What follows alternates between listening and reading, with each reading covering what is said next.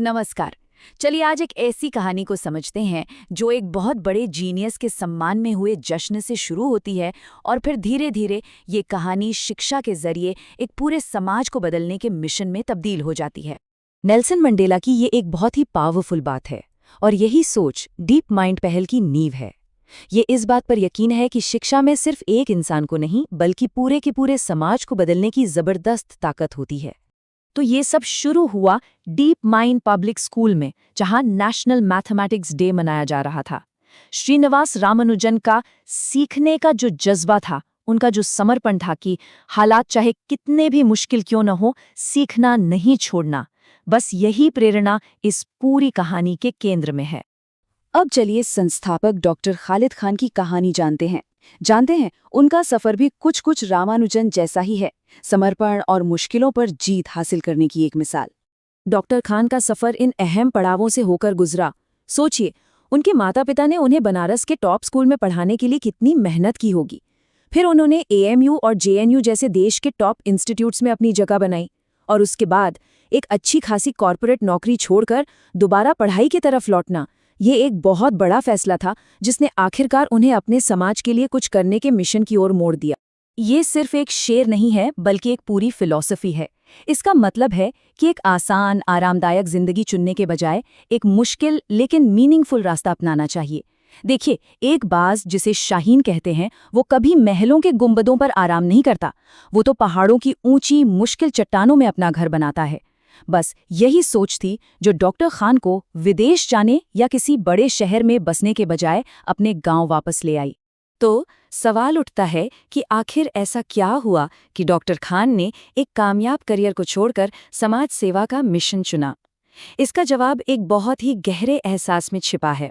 JNU में जब वो सिविल सर्विसेज की तैयारी कर रहे थे, तब डॉक्टर खान को ये समझ आया कि उनके होम टाउन के बच्चों में टैलेंट की कोई कमी नहीं है। कमी है तो बस सही गाइडेंस और सही माहौल की।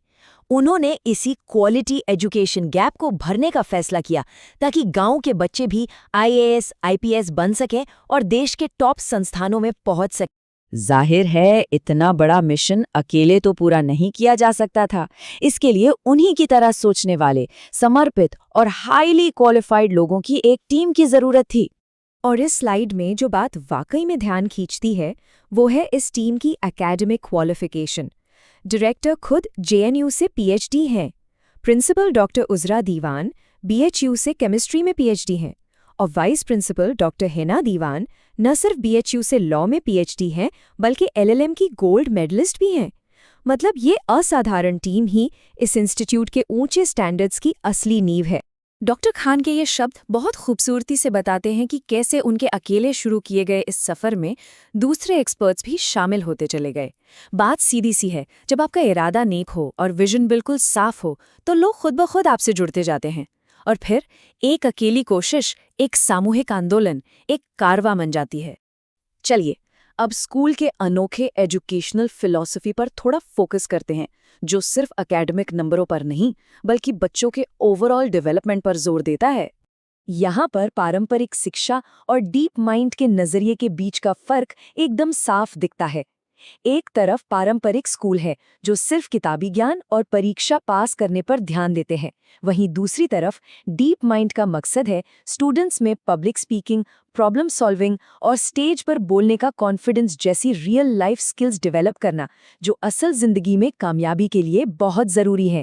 ये एक ऐसा सवाल है जो आज हर पेरेंट और हर टीचर के दिमाग में घूम रहा है और ये स्कूल आज के दौर की सबसे बड़ी चुनौती को सीधे सीधे एड्रेस करता है।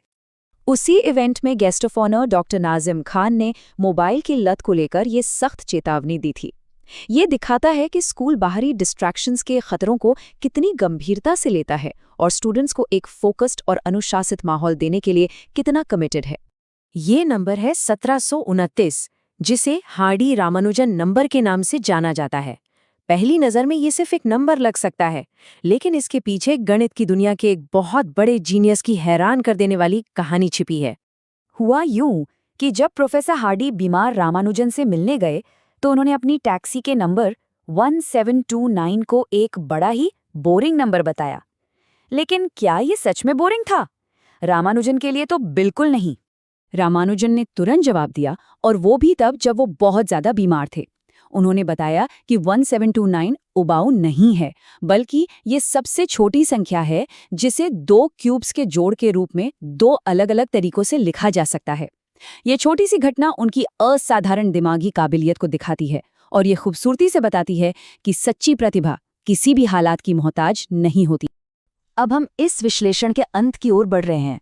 चलिए समझते हैं कि डीप माइंड प्रोजेक्ट का आखिरी यानी लॉन्ग टर्म लक्ष्य क्या है। ये सिर्फ अकादमिक लक्ष्य नहीं है, ये तो जिंदगी के सिद्धांत हैं। डीप माइंड का मकसद सिर्फ कामयाब प्रोफेशनल्स बनाना नहीं है, बल्कि ऐसे जिम्मेदार और नैतिक नागरिक तैयार करना है जो समाज में एक पॉजिटिव बदलाव ला सकें। यहाँ बात सिर्फ करियर बनाने की नहीं है, बल्कि किरदार बनाने की है। हम आपको इसी सोचने पर मजबूर करने वाले सवाल के साथ छोड़े जा रहे हैं।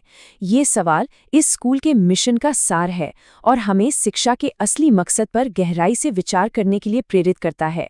शायद सबसे जरूरी सबक आत्मविश्वास, जिज्ञासा और अपने समाज के प्रति जिम्मेदारी की भावना ही है, जो किसी किताब में नहीं मिलती।